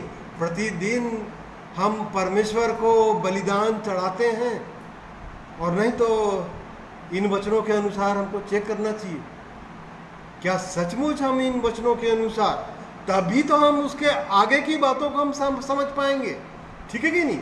अभी हम पहले पद को ही देख रहे हैं, हम पहले पद को ही हम देख रहे हैं, और यदि पहले पद में ही हम यदि विश्वास योग्य नहीं हुए तो हम दूसरे पद को कैसे समझ पाएंगे? और इसलिए परमेश्वर बोल रहा है कि ऐसा बलिदान करके अपने आप को क्या कर दो, चढ़ा दो। यही तुम्हारी आत्मिक सेवा है। और दूसरा पद में यहाँ पर परमेश्वर बोल रहा है, पौलुस यहाँ पर रोमियो के लोगों को चिता रहा है या बोल रहा है, इस संसार के सदृश ना बनो। देख लीजिए, क्योंकि इस संसार के लोग वहाँ नहीं जा पाएंगे। कहाँ? स्वर्ग नहीं जा पाएंगे। यदि हमने स्वर्ग जाने का ठान लिया है, यदि हम स्वर्ग जाने के मार्ग में हैं, तो यहाँ पर बोल रहा है कि संसार के समान ना बनो। देखिए, परमेश्वर अपने वचनों में लगातार चिताता ही रहता है अपने लोगों को कि संसार के समान नहीं बनो, क्योंकि जो कुछ इस संसार में है, ठीक है कि नहीं? पहला यूहन्ना 2 अध्याय उसका 15 पद में हम सब लोग जानते हैं, परमेश्वर अपने वचनों में लिखा, तुम ना तो संसार से और ना संसार की वस्तुओं से प्रेम रखो, क्योंकि उसमें पिता का प्रेम नहीं है। यदि कोई संसार से प्रेम रखता है, हाँ, तो उसमें पिता का प्रेम नहीं है। उसमें पिता का प्रेम नहीं है। और इसलिए परमेश्वर अपने वचनों में बार बार संसार से हमको निकालना चाह रहा है, क्योंकि इस संसार में जो कुछ भी दिखाई देता है हमको, अपनी आंखों से जो कुछ हमको दिखाई देता है, ये शरीर दिखाई देता है, ठीक है कि नहीं? और जीविका का घमंड दिखाई देता है, जीविका का घमंड अर्थात जीने का घमंड, ठीक है कि नहीं? और आंखों की अभिलाषा, शरीर की अभिलाषा, आंखों की अभिलाषा और जीविका का घमंड, जो कुछ भी हमको इस संसार में दिखाई देता है वो पिता की ओर से नहीं है। और इसलिए हमको परमेश्वर यहाँ से भी क्या करना चाह रहा है, निकालना चाह रहा है, ठीक है कि नहीं? और इसलिए परमेश्वर इन वचनों से के द्वारा हमें चिता रहा है कि संसार के सदृश या समान ना बनो। इसलिए याकूब 4 अध्याय उसका 4 पद में लिखा हुआ है कि हे व्यभिचारिणियों, हे व्यभिचारिणियों, हाँ, क्या तुम नहीं जानती कि संसार से मित्रता करनी परमेश्वर से बैर करना है? देखिए, यदि संसार से मित्रता है हमारी, कैसा बोल रहा है, व्यभिचारिणियों, क्या तुम नहीं जानते कि संसार से मित्रता परमेश्वर से क्या है? धैर्यता है। और इसलिए परमेश्वर हमको क्या करना चाह रहा है? संसार से निकालना चाह रहा है। क्योंकि प्रभु यीशु मसीह ने भी कहा, यूहन्ना 16 अध्याय उसका 33 पद में प्रभु यीशु मसीह कह रहे थे कि ये संसार में तुम्हें क्लेश होता है, परंतु ढांढस बांधो, मैंने संसार को क्या कर लिया है? जीत लिया है। प्रभु यीशु मसीह ने संसार से जीत लिया। ठीक है कि नहीं? संसार के लोग प्रभु यीशु मसीह को क्या कर रहे थे? ठट्टों में उड़ा रहे थे, उसको अपशब्द कह रहे थे, परंतु प्रभु यीशु मसीह ने यहाँ कहा कि ढांढस बांधो, मैंने संसार को क्या कर लिया है? जीत लिया है। ठीक है कि नहीं? और इसलिए हमको भी संसार से क्या करना पड़ेगा? निकालना है ना। यूहन्ना 15 अध्याय उसका 18 और 19 पद को पढ़ो तो। यदि संसार तुमसे बैर रखता है तो तुम जानते हो कि उसने तुमसे पहले मुझसे बैर रखा। यदि तुम संसार के होते तो संसार अपनों से प्रेम रखता, परंतु इस कारण कि तुम संसार के नहीं, परंतु मैंने तुम्हें संसार में से चुन लिया है, इसीलिए संसार तुमसे बैर रखता है। देख लीजिए, प्रभु यीशु मसीह कह रहे थे, यदि संसार तुमसे बैर रखता है तो तुम जानते हो कि उसने तुमसे पहले, देख लीजिए, ये कोई अनोखी बात नहीं है। बहुत से लोग आज प्रभु यीशु मसीह को ग्रहण करते हैं और बहुत से लोगों का विरोध होता है, परंतु यहाँ पर प्रभु यीशु मसीह कह रहे हैं कि उससे पहले मुझसे बैर रखा। देखिए, लोग जो हैं, ये संसार के लोग, सचमुच में ऐसा ही होता है। और इसलिए मैंने तुमको संसार में से चुन लिया है, और संसार तुमसे क्या रखता है? बैर रखता है। तो देख लीजिए, प्रभु यीशु मसीह यहाँ पर हम और संसार के लोग किनसे प्रेम रखते हैं? अपनों से प्रेम रखते हैं। देख लीजिए, संसार के लोग परमेश्वर के लोगों से प्रेम नहीं रखेंगे। और इसलिए प्रभु यीशु मसीह कह रहे थे कि ढांढस बांधो, मैंने संसार को क्या कर लिया है? जीत लिया है। और इसलिए यहाँ पर भी पौलुस रोम के लोगों को पतियों के द्वारा चिता रहा है कि इस संसार के सदृश ना बनो, परंतु तुम्हारे मन के नए हो जाने से। पुरानी बाइबिल यदि पढ़ेंगे तो नया बाइबिल है, पुरानी बाइबिल में लिखा हुआ है तुम्हारी बुद्धि के नए हो जाने से। देख लीजिए, यहाँ पर शब्द चेंज हो गए, परंतु हम लोग जब पुरानी बाइबिल जो मेरे पास है, मैं कभी भी खोल के पढ़ता हूँ, वहाँ पर लिखा हुआ है कि तुम्हारी बुद्धि के नए हो जाने से। ठीक है कि नहीं? यहाँ पर लिखा है मन के नए हो जाने से। तो कैसे मन का नया हो गया? कैसे मन नया हो जाता है? कैसे मन नया हो गया? पहले हमारे जीवन कैसा था? पाप अपराधों में मरा हुआ था, या हम अपने जीवन में या प्राण और शरीर के अनुसार हम अपने जीवन को बिता रहे थे। परंतु अब क्या हो गया? मन का नया कर दिया। कैसे?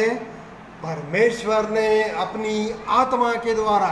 देख लीजिए, अब बोल रहा है कि तुम्हारे मन के नए हो जाने से।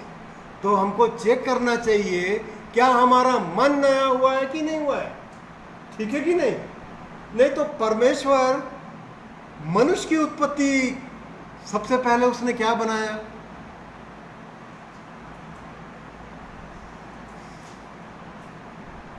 परमेश्वर ने मनुष्य को बनाया तो सबसे पहले उसने क्या बनाया? आदम को कैसे बनाया? है? ठीक है कि नहीं? उसको पढ़िए तो 2 अध्याय उसका 7 पद में लिखा हुआ है, जो आप बोल रहे हो ना। परमेश्वर ने आदम को अपनी, तब यहोवा परमेश्वर ने आदम को भूमि की मिट्टी से रचा। देखिए, पहले उसने क्या बनाया? शरीर बनाया भूमि की मिट्टी से, है ना? आकार दिया, एक शरीर का आकार दिया। आज सबसे ज्यादा मनुष्य इसी की चिंता करता है, इस शरीर की चिंता करता है। ठीक है कि नहीं। तो सबसे पहले उसने क्या किया, मिट्टी से देह को बनाया और उसके नथनों में जीवन का श्वास देखिए फूंक दिया। उसमें उसके नथनों में जीवन का श्वास फूंक दिया, अर्थात है? देखिए अपनी आत्मा को उसमें क्या कर दिया, दे दिया। और तीसरा, और आदम जीवित प्राणी बन और गया। आदम जीवित प्राणी बन गया। प्राण किस में रहता है मनुष्य का, उसके लहू में। देखिए ये कर्म था मनुष्य का, परमेश्वर का बनाने का, देह आत्मा प्राण। अभी कैसी दशा है, अब उसके बाद कैसी दशा हो गया, आत्मा मर गई, देह और प्राण के द्वारा मनुष्य जीवित है। परंतु देखिए परमेश्वर ने अब दया कर दिया। इब्रानियों 4 अध्याय उसका 12 पद में देखिए मतलब जो कम्र है वो कैसा बदलता है परमेश्वर का, देखिए तो। क्योंकि परमेश्वर का वचन हाँ। जीवित और प्रबल और हर एक 2 धारी तलवार से भी बहुत चोखा है। हाँ और प्राण और आत्मा देखिए यहाँ पर किसको बोल रहा है, प्राण। पहले अब ये परमेश्वर का वचन, जब ये परमेश्वर का वचन कार्य करता है तो सबसे पहले क्या कार्य करता है, हमारे प्राण की दशा को क्या करता है, ठीक करता है, बदलता है। ठीक है कि नहीं। फिर उसके बाद आत्मा को, दूसरा आत्मा को, और तीसरा और गांठ और शरीर को। देखिए ये 3 चीजों को परमेश्वर बदलता है अपने पवित्र वचन के द्वारा। पहला प्राण को, दूसरा आत्मा को, और तीसरा शरीर को। परंतु देखिए और इसका काम वो कैसे बदलता है परमेश्वर। पहला थिस्सलुनीकियों, देखिए खोलिए तो पहला थिस्सलुनीकियों उसका 5 अध्याय है, उसका 23 पद है क्या, हाँ। पढ़िए तो। शांति का परमेश्वर आप ही तुम्हें पूरी रीति से पवित्र करे, और तुम्हारी आत्मा और प्राण और देह हाँ। हमारे प्रभु यीशु मसीह के आने तक पूरे पूरे और निर्दोष सुरक्षित रहे। देखिए ये वाला कर्म होना चाहिए। पहला क्या होना चाहिए, शांति का परमेश्वर आप ही तुम्हें पूरी रीति से क्या करे, पवित्र करे। मतलब प्रतिदिन हमारा जीवन कैसा होता जाना चाहिए, पवित्र पवित्र पवित्र जाता जाना चाहिए, क्योंकि वो पवित्र परमेश्वर है। और कर्म ऐसा हो जाना चाहिए, तुम्हारी आत्मा। देखिए पहले क्या दशा, क्या चीज, आत्मा। और इस चीज के लिए हमको क्या देना चाहिए, ध्यान देना चाहिए, इन बातों की ओर ध्यान देना चाहिए। परंतु आज सबसे पहले प्राथमिकता लोग किसको देते हैं, शरीर को प्राथमिकता देते हैं, शरीर की चिंता करते हैं। परंतु देखिए यहाँ पर कैसा कर्म होना चाहिए, आत्मा, तुम्हारी आत्मा और प्राण और देह हाँ। हमारे प्रभु यीशु मसीह के आने तक पूरे और निर्दोष सुरक्षित रहे। आत्मा, प्राण और देह तीसरा स्थान में चला गया है। ठीक है कि नहीं। पहले हमको किसकी चिंता करना है, अपनी आत्मा की चिंता करना है। ठीक है कि नहीं। और ये सब चीज बदल रहा है कि नहीं बदल रहा है। इसलिए यहाँ पर इन वचनों को हम पढ़ रहे हैं, इन वचनों को सीख रहे हैं कि यहाँ बोल रहा है इस संसार के सदृश ना बनो, परंतु तुम्हारे मन के नए हो जाने से तुम्हारा चाल चलन भी बदलता जाए। देखिए क्या बोल रहा है। अब आज जैसा हम पहले चाल चलन चलते थे, पहले शरीर के अनुसार चाल चलन चलते थे, ये सब बदल रहा है कि नहीं बदल रहा है। ये परमेश्वर इन वचनों के द्वारा हमको समझाना चाह रहा है, हमको सिखाना चाह रहा है, हमको बताना चाह रहा है। हमारी दशा अब कैसी हो जानी चाहिए। पहली दशा, पहले हम शरीर की चिंता करते थे, प्राण की चिंता करते थे। प्राण अर्थात ये शरीर को क्या चीज की आवश्यकता है, प्राण अर्थात मैं इस शरीर को क्या चीज की आवश्यकता है, उसकी खोज में हम लोग लगा रहते थे। परंतु अब देखिए ये बदल जाना चाहिए।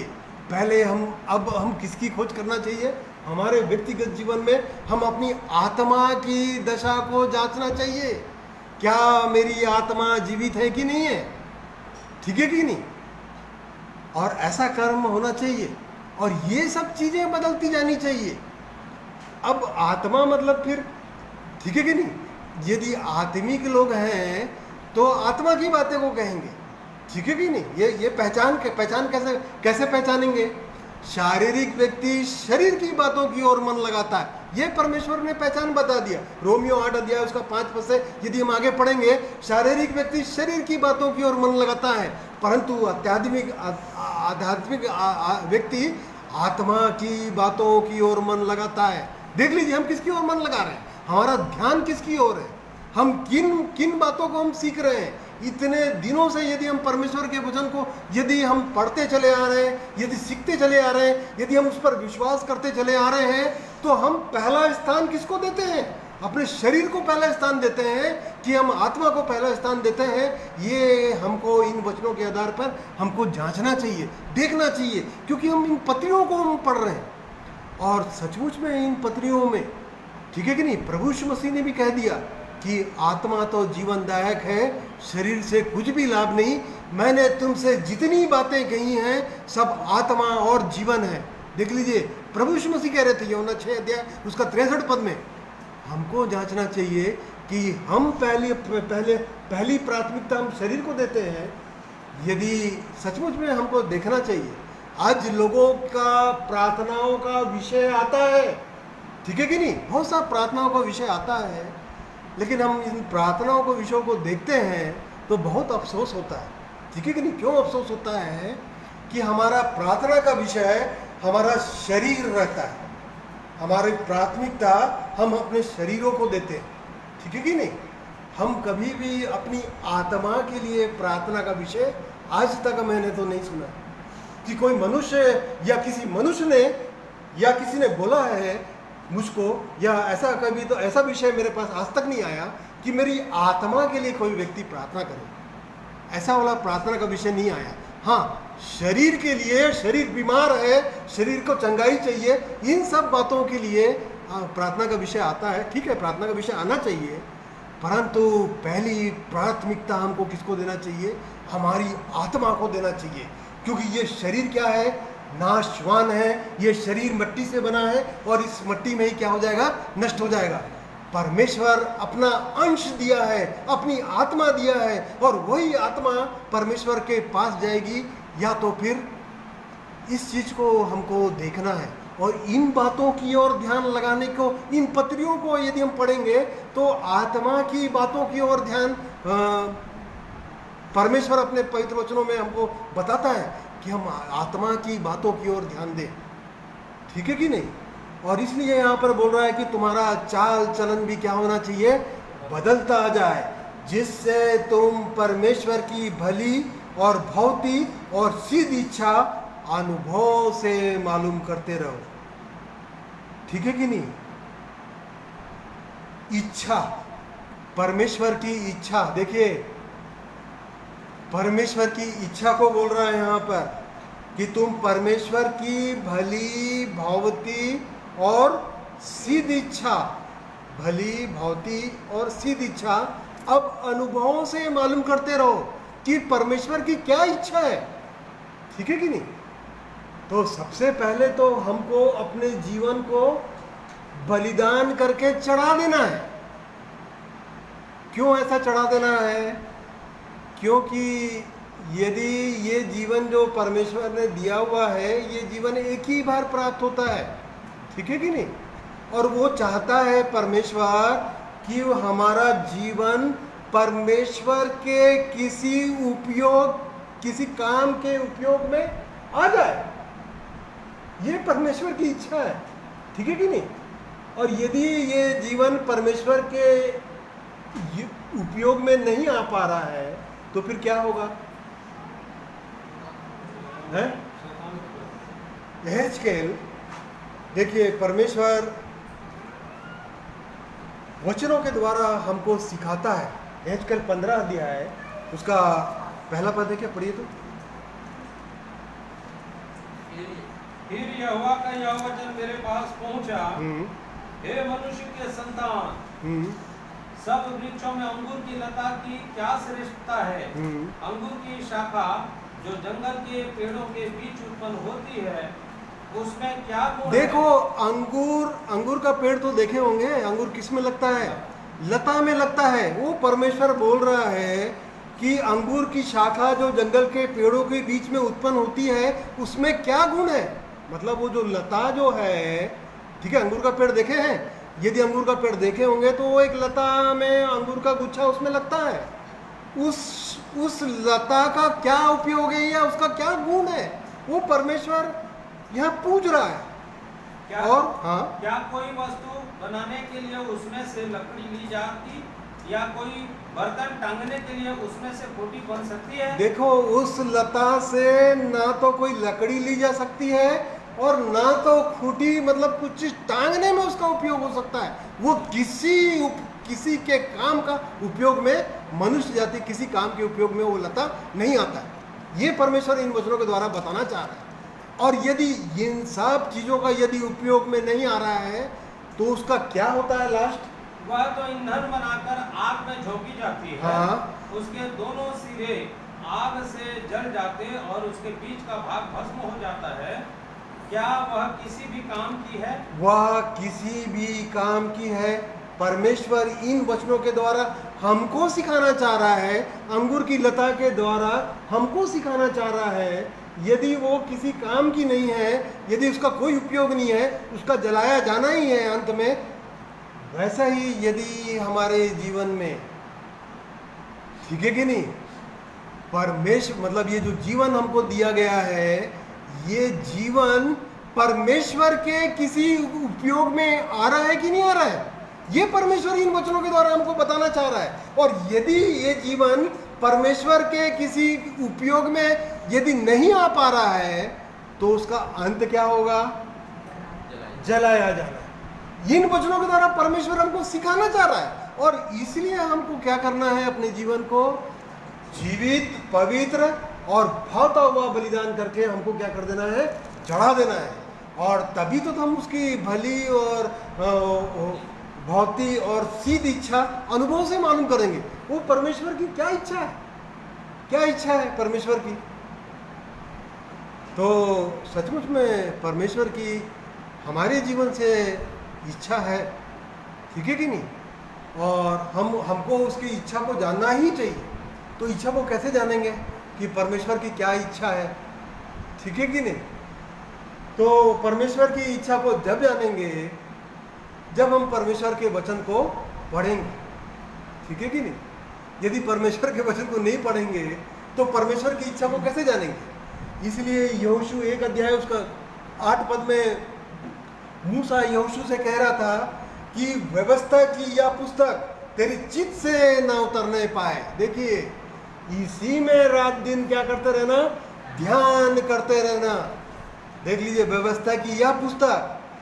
क्यों? क्योंकि जब ऐसा करेगा तो तेरे काम क्या हो जाएंगे?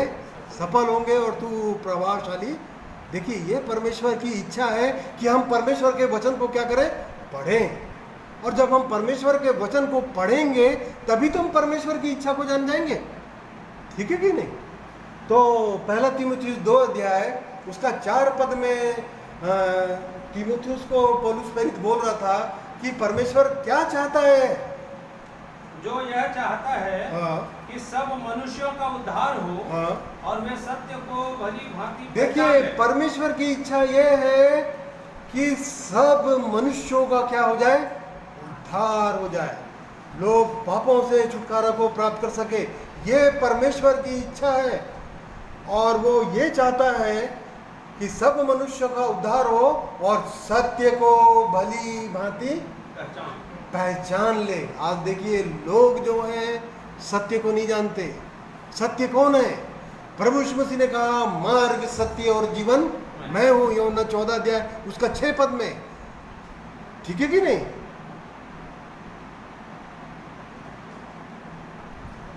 यूहन्ना 17 अध्याय में परमेश्वर का वचन क्या है? सत्य है। देख लीजिए, आज लोग सत्य को नहीं जानते हैं। परमेश्वर का वचन क्या है? सत्य है। और पवित्र आत्मा सत्य है, ठीक है कि नहीं। ये इन परमेश्वर की कितनी सुंदर इच्छा है कि लोग इन सब बातों को क्या करें? जाने। और क्या इच्छा है?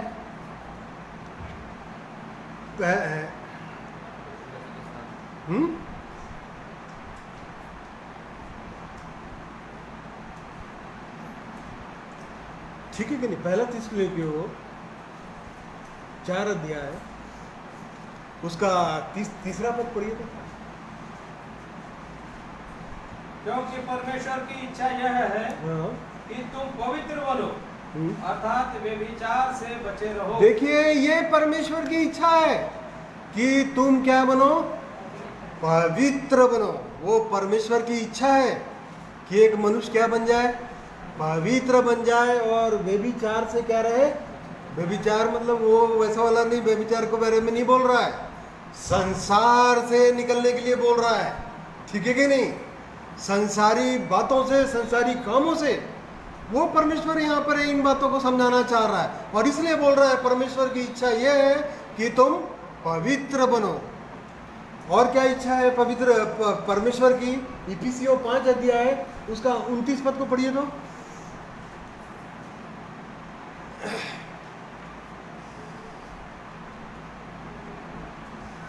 क्योंकि किसी ने कभी इफिसियों 5 अध्याय 29 पद।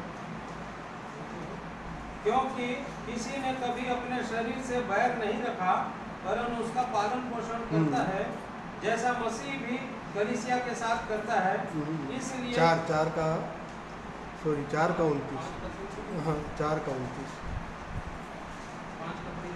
4 का 29 इफिसियों। कोई गंदी बात तुम्हारे मुंह से न निकले, पर आवश्यकता के अनुसार वही निकले जो उन्नति के लिए उत्तम हो, ताकि उससे सुनने वालों पर अनुग्रह हो। देखिए, ये परमेश्वर की इच्छा है कि उसके लोगों के मुंह से कोई गंदी बात तुम्हारे मुंह से ना निकले। देखिए, अब हमको अपने मुंह को चेक करना चाहिए, ये परमेश्वर की इच्छा है। और पर आवश्यकता के अनुसार वही निकले जो उन्नति के लिए क्या है? उत्तम है, ताकि उससे सुनने वालों पर क्या हो जाए? अनुग्रह हो जाए। देख लीजिए, यदि बहुत से लोगों के बीच में हम बैठे हुए हैं तो हमको जांचना चाहिए कि हमारे मुंह से क्या क्या बातें निकलती है। यदि कोई गंदी बात निकल रही है तो क्या हो जाएगा? सुनने वालों पर अनुग्रह नहीं होगा और उन्नति भी नहीं हो पाएगी। और इसलिए देखिए, ये परमेश्वर की इच्छा है। तो हमको परमेश्वर की इच्छा को जानना चाहिए। और एक इच्छा को हम लोग पढ़ते हैं 1 कुरिन्थी 15 अध्याय उसका 33 पद में। परमेश्वर वचन कहता है कि धोखा मत खा जाना, बुरी संगति अच्छे चरित्र को क्या कर देती है? बिगाड़ देती है। देखिए, बुरी संगति अच्छे चरित्र को बिगाड़ देती है। परमेश्वर की इच्छा यह है कि हम संगति करें। किन लोगों के साथ?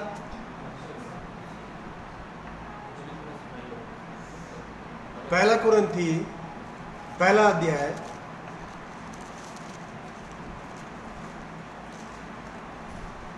उसका 9वां पद को पढ़िए तो। परमेश्वर सच्चा है, जिसने तुमको अपने पुत्र हमारे प्रभु यीशु मसीह की संगति में बुलाया है। देखिए, यहाँ पर बोल रहा है परमेश्वर सच्चा है।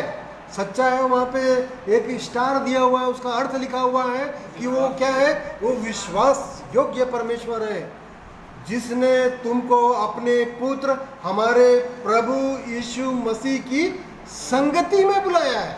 प्रभु यीशु मसीह की संगति में बुलाया है। अब हमको देखना चाहिए, जांचना चाहिए इन वचनों के आधार पे कि हम किनके साथ संगति कर रहे हैं। ठीक है कि नहीं? यहाँ 2 अध्याय को यदि हम पढ़ेंगे तो यहाँ पौलुस बोल रहा था कि मैं 1 कुरिन्थी 2 अध्याय उसका 2 पद से यदि हम आगे पढ़ेंगे तो यहाँ पर वो लोगों को देख रहा है यहाँ पर कि कोई बोल रहा है कि मैं पौलुस का हूँ, कोई बोल रहा है मैं अपोलोस का हूँ। और इस कारण से उसको यहाँ पर ये इन बातों को बोलना पड़ा कि मैं, हाँ पढ़िए तो। क्योंकि मैंने यह ठान लिया था कि तुम्हारे बीच यीशु मसीह वरन क्रूस पर चढ़ाए हुए मसीह को छोड़ और किसी बात को न जानूं। और आगे, मैं निर्बलता और भय के साथ और बहुत थरथराता हुआ तुम्हारे साथ रहा, और मेरे वचन और मेरे प्रचार में ज्ञान की लुभाने वाली बातें नहीं, परंतु आत्मा और सामर्थ का प्रमाण था। इसलिए कि तुम्हारा विश्वास मनुष्यों के ज्ञान पर नहीं, परंतु परमेश्वर की सामर्थ पर निर्भर हो। देखिए, मैंने ठान लिया था, यहाँ पर कुरिन्थियों की कलीसिया को बोल रहा था कि मैं ठान लिया था कि तुम्हारे बीच यीशु मसीह वरन क्रूस पर चढ़ाए हुए मसीह को छोड़ और किसी बात को मैं नहीं जानूं। अब हमको सचमुच में देखना चाहिए, जांचना चाहिए हम किनके साथ संगति कर रहे हैं, किन बातों को हम सीख रहे हैं। और ये भी बोल रहा है कि तुम्हारा विश्वास मनुष्यों के ज्ञान पर नहीं, परंतु परमेश्वर की सामर्थ पर हो। आज हम किन मनुष्यों के साथ संगति कर रहे हैं, किनके साथ हमको संगति करना चाहिए, किनके साथ हमको बैठना चाहिए, ये परमेश्वर की इच्छा है। परमेश्वर चाहता है कि परमेश्वर के लोग आपस में संगति करें, ठीक है कि नहीं। परमेश्वर के लोगों के साथ परमेश्वर की संगति है। जब पहली कलीसिया बनी तो पतरस जब पहला मैसेज दे रहा था तब 3000 लोग मिल गए, उन लोगों के साथ मिल गए और उन लोगों के साथ वो लोग क्या करने लगे, संगति करने लगे। देखिए, ये परमेश्वर की योजना है। तो अब हमको सचमुच में देखना चाहिए कि हम किनके साथ संगति कर रहे हैं, और ये परमेश्वर की इच्छा है, ठीक है कि नहीं। और इसलिए परमेश्वर चाह रहा है कि अपने शरीरों को जीवित, पवित्र और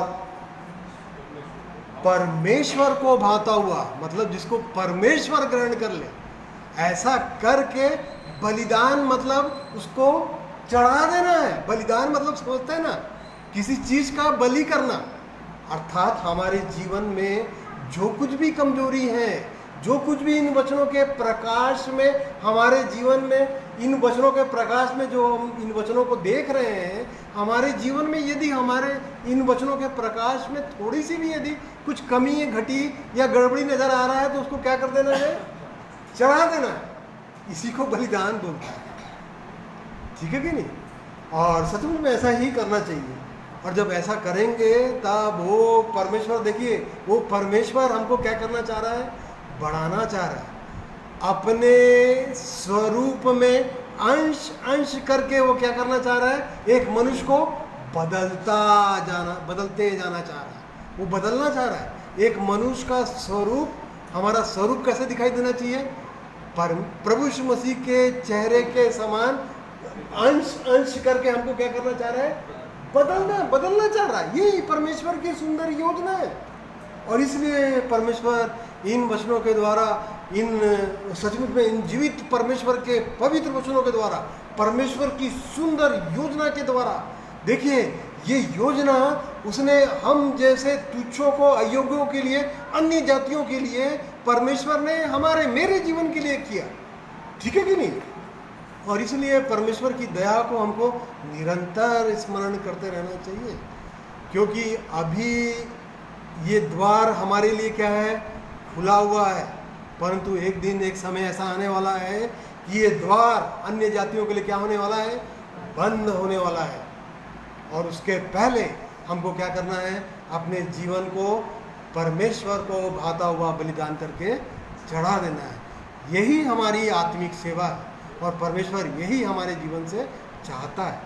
तो परमेश्वर इन वचनों के द्वारा हमें और भी आशीष दे, और भी इन वचनों के प्रकाश में हम अपने व्यक्तिगत जीवन को देखें और इन वचनों के प्रकाश में और भी नम्र और दीन बने। ये परमेश्वर की इच्छा है, ठीक है कि नहीं। और परमेश्वर इन वचनों के द्वारा हमारी सहायता और अगुवाई करे। आइए एक और गीत सुनेंगे भाई लाली के द्वारा।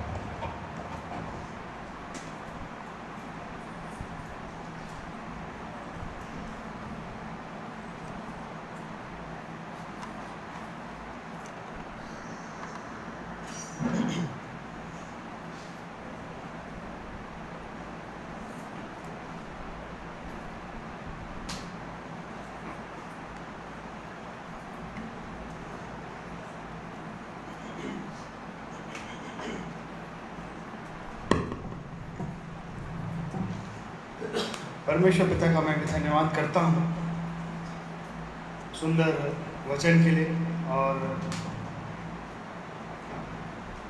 अवश्य ही हम सब आशीषित हुए हैं आज के वचन के द्वारा, इसलिए उस महान परमेश्वर का मैं धन्यवाद देता हूँ। जैसा वचन में लिखा है कि जहाँ कहीं ये वचन खुलता है वहाँ प्रकाश हो जाता है और भोले लोग समझ को प्राप्त करते हैं। ऐसे जीवित और पवित्र वचन के लिए धन्यवाद देते हैं। और एक गीत को गाना चाहता हूँ जो कि परमेश्वर के पवित्र वचन 2 कुरिन्थियों उसके 5वां अध्याय और 17 पद से आगे पे आधारित है।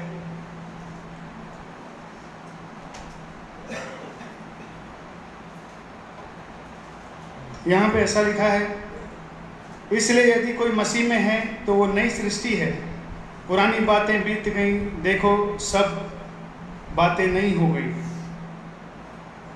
ये सब बातें परमेश्वर की ओर से हैं, जिसने मसीह के द्वारा अपने साथ हमारा मेल मिलाप कर लिया और मेल मिलाप की सेवा हमें सौंप दी है। सचमुच में परमेश्वर ने, जैसा हमने आज के वचन में सुना, परमेश्वर ने मसीह में होकर हमसे अपना मेल मिलाप किया है कि हम उस परमेश्वर की धार्मिकता बन जाएं। इसलिए आज अवश्य ही हमको अपने जीवन में जांचना चाहिए कि क्या सचमुच में मेरा जीवन नया हुआ है, क्या पुरानी बातें मेरे जीवन से पूरी रीति से गई हैं कि नहीं गई। इन बातों को हमें अवश्य ही सोचना चाहिए। इसलिए आइए इस गीत को सुनेंगे। जब हम इस गीत को सुनें तो और भी अपने जीवन परमेश्वर को सौंप, इसलिए आइए सुनेंगे।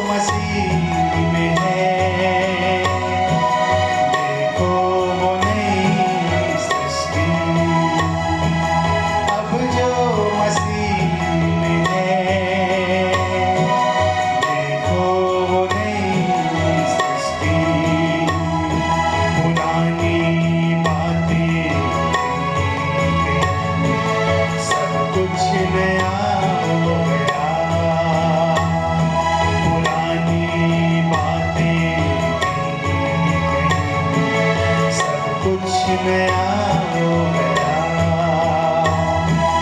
अब जो मसीह में है, देखो वो नई सृष्टि। अब जो मसीह में है, देखो वो नई सृष्टि।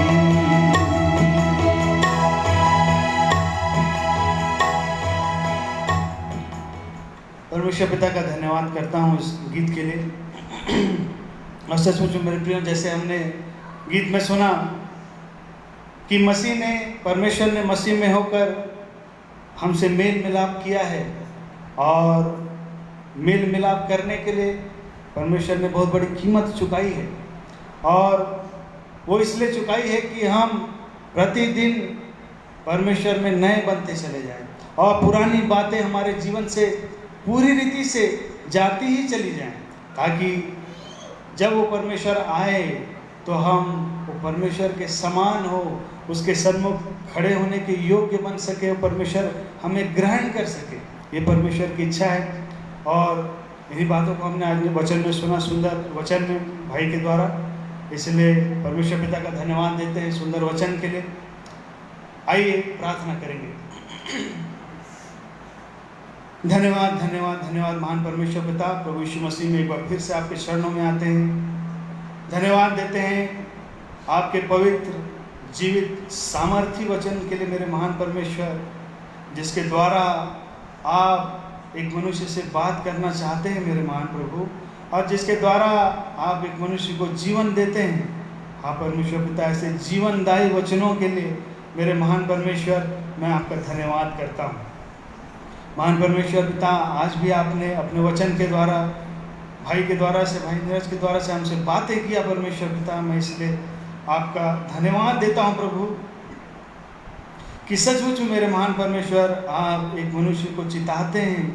हाँ प्यारे प्रभु जी, क्योंकि आप चाहते हैं कि हम आप में प्रतिदिन नए बनते चले जाएं, और हमारे जीवन से प्यारे पिता वो पुरानी बातें, संसार की बातें, सांसारिक बातें, और यदि हमारा मन यदि संसार में लगा हुआ है तो वो हटता चला जाए, और हम पूरी रीति से परमेश्वर पिता आप में नए होते चले जाएं, आपको धारण करते चले जाएं, आपका वचन हमारी देह को धारण करता चला जाए।